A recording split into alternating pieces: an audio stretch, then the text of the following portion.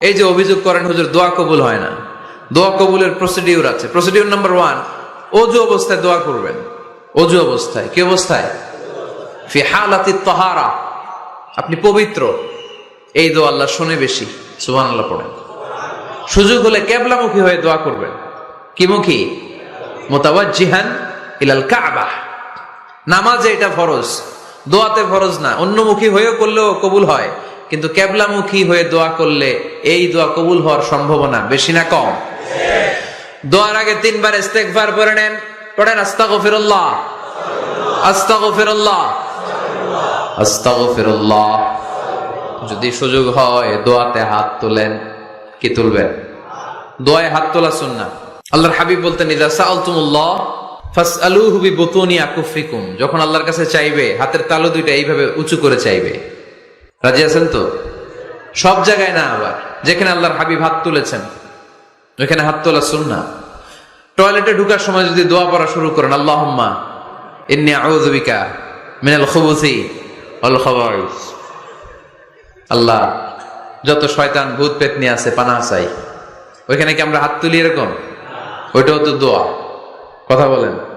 তাহলে সব জায়গায় না, যেখানে আল্লাহর হাবিব হাত তুলতেন ওইখানে হাত তোলা সুন্নাহ। হাত তুলবেন, হাত তুললে আল্লাহ খুশি হয়। আমরা তো এতটুকু তুলি, আল্লাহর হাবিব সাল্লাল্লাহু আলাইহি ওয়াসাল্লাম মাঝে মাঝে আবেগে হাত তুলতে তুলতে এরকম করতে করতে করতে এইভাবে তুলতেন। সুবহানাল্লাহ পড়েন। আরাফার ময়দানে এইভাবে হাত তুলেছেন। বৃষ্টির জন্য যখন দোয়া চাইতেন এরকম হাত তুলতে তুলতে এইভাবে তুলে ফেলতেন। আল্লাহুম্মা আসকিনা গাইসান মুগীসান মারিআন মুরিআন নাফিআন গায়রা দার আজিলান গায়রা আজিল। আল্লাহ, তুমি বৃষ্টি দাও, কল্যাণকর বৃষ্টি, যেই বৃষ্টিতে আমাদের জন্য রিজিক আসবে, যেই বৃষ্টির মাধ্যমে গবাদি পশুর রিজিক আসবে, এরকম কল্যাণকর বৃষ্টি দাও, তাড়াতাড়ি দাও, দেরি করো না। পড়েন আমিন। আবার যখন বৃষ্টি বন্ধের দোয়া চাইতেন তিনি পড়তেন আল্লাহুম্মা হাওয়ালাইনা ওয়ালা আলাইনা, মানে আল্লাহ আমাদের চারিদিকে বৃষ্টি দাও, মদিনাতে বৃষ্টি দিও না। সুবহানাল্লাহ। এই দোয়াগুলো আপনারা করবেন। আল্লাহর হাবিব সাল্লাল্লাহু আলাইহি ওয়াসাল্লাম মসজিদে নববীতে জুমার খুতবা দিচ্ছেন। মদিনায় দুর্ভিক্ষ, মাটি ফেটে চৌচির, খা খা মরুভূমি, এক ফোঁটা পানি নাই। আল্লাহর হাবিব সাল্লাল্লাহু আলাইহি ওয়াসাল্লাম মিম্বারে দাঁড়িয়ে খুতবা দিচ্ছেন। এক সাহাবী এসে বলে, ইয়া রাসূলুল্লাহ একটু দোয়া করেন, বৃষ্টির দোয়া। আল্লাহর হাবিব সাল্লাল্লাহু আলাইহি ওয়াসাল্লাম খুতবা বন্ধ করে দিয়ে দোয়া করা শুরু করে দিলেন। বাকি সাহাবারা বর্ণনা করলো, আল্লাহ রাসূল দোয়া করতে দেরি, মুহূর্তের মধ্যে ঝমঝম করে মদিনাতে বৃষ্টি নাজিল শুরু হয়ে গেল। এই যে দোয়ার তিনি করেছেন, বৃষ্টি নাজিল শুরু হলো, বৃষ্টি আর বন্ধ হয় না। ওই জুমাবার বৃষ্টি হলো, শনিবার হলো, রবিবার হলো, সোম মঙ্গল বুধ বৃহস্পতি শুক্র, টানা 7 দিন। সুবহানাল্লাহ পড়েন। এবার আবার অতি বৃষ্টির চোটে মদিনায় বন্যা শুরু হয়ে গেছে। কি বন্যা? পরের জুমাবারে ওই সাহাবী আবার খুতবার সময় আয়েশা হাজির। আয়েশা বলে, ইয়া রাসূলুল্লাহ আর দরকার নাই, আর দরকার নাই, অনেক হয়েছে, এবার একটু বন্ধের দোয়া করেন। কিসের দোয়া? বৃষ্টির বন্ধের দোয়া। গত সপ্তাহে বৃষ্টির জন্য দোয়া, 1 সপ্তাহের ব্যবধানে বৃষ্টি বন্ধের দোয়া। আল্লাহর হাবিব আবার হাত তুলে দোয়া করলেন, আল্লাহুম্মা হাওয়ালাইনা ওয়ালা আলাইনা। আল্লাহ, আর লাগবে না, হাওয়ালাইনা আমাদের চারিপাশে দেন, পাহাড় পর্বতে দেন, মদিনাতে দিয়েন না। সাহাবারা বললেন, জুমার নামাজ পড়ে বের হয়ে দেখি পুরো মদিনার চারদিকে মেঘের একটা এরকম চাকতি, চারদিকে মেঘ, মাঝখানে নীল আকাশ আমরা দেখতে পেলাম। মদিনার জমিন 1 ফোঁটা বৃষ্টি নাই। ওই যে দূরে তুফান, ওই পাশে থান্ডার বজ্রপাত, ওই দিকে বৃষ্টি, ওই যে ওদিকে বৃষ্টি। মদিনা শহরের মধ্যে বৃষ্টি নাই, এই চাকতির মাঝখান দিয়ে আমরা নীল আকাশ আর সূর্যের প্রভা দেখতে পেলাম। বিশ্বনবীর দোয়ার বরকত। হাত তুলে দোয়া করবেন, সব জায়গায় না, যেখানে আল্লাহর হাবিব করেছেন। দোয়া হাত তুলেও করা যায়, হাত না তুলেও করা যায়। যেভাবে আল্লাহরে ডাকেন তিনি শোনেন কিনা। আল্লাহর হাবিব বলতেন, ইন্নাল্লাহা হাইয়ুন কারীম। আল্লাহর হাবিব বলতেন, কেউ যদি হাত তুলে আল্লাহর কাছে দোয়া করে আর চায়, ওই হাত ফিরিয়ে দিতে আল্লাহর নাকি লজ্জা লাগে। সুবহানাল্লাহ কইতে পারলেন না? আবার দোয়া যখন করবেন আল্লাহর নামগুলো উচ্চারণ করে দোয়া করবেন। আল্লাহর অনেকগুলো সুন্দর নাম আছে না নাই? ইন্না লিল্লাহি 99 ইসমা। আল্লাহর রয়েছে 99টা সুন্দর সুন্দর নাম। এই নামগুলো যে মুখস্থ করবে, নামের হক যেই ব্যক্তি আদায় করবে, তারে জান্নাতের মালিক বানায় দিবে কে? দোয়া যখন করবেন আল্লাহর আসমাউল্লাহিল হুসনা গুলো বলে বলে আল্লাহরে ডাকবেন। আল্লাহর একটা সুন্দর নাম আছে আর রহমান। কি নাম? মানে দয়ালু। রহমান মানে কি? দয়াময়। রহমান শেখালেন কোরআন, বানালেন ইনসান, শেখালেন বায়ান। দয়াময় রহমান শেখালেন কোরআন, বানালেন ইনসান, শেখালেন বায়ান। দয়াময় রহমান শেখালেন কোরআন, বানালেন ইনসান, শেখালেন বায়ান। সুবহানাল্লাহ পড়ে। দয়াময় মেহেরবান, তিনি রহমান। এজন্য দোয়ার শুরুতে তারা ডাকেন, বলেন ইয়া রহমান।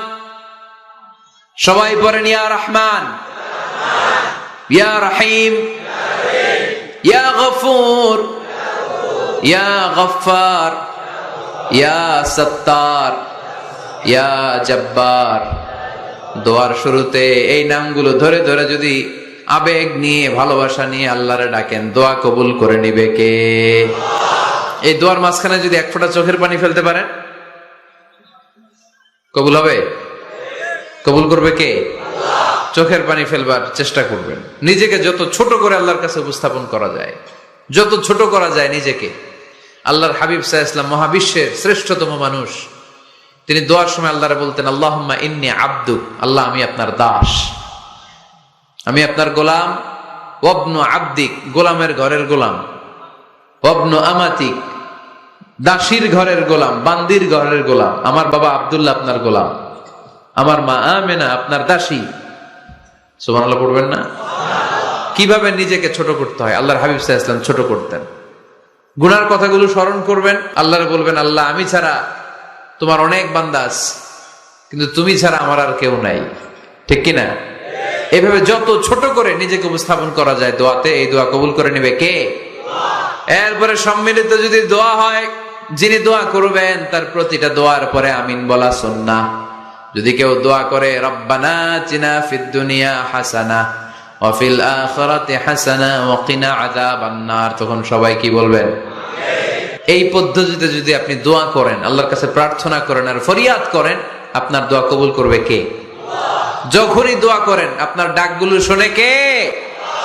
তারপরেও বিশেষ কিছু সময় আছে, বিশেষ কিছু মুহূর্ত আছে, ওই মুহূর্তগুলোতে দোয়া করলে দোয়া কবুল করে কে?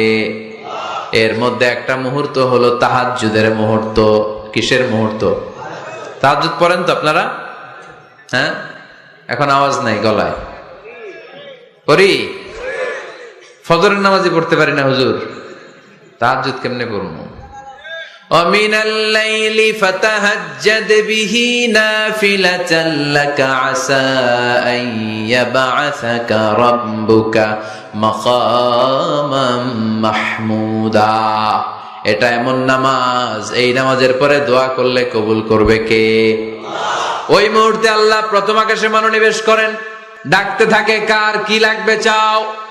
টাকা লাগবে টাকা দেব, সম্পদ চাও সম্পদ দেব, সম্মান চাও সম্মান দেব, বউ লাগলে বউ দেব।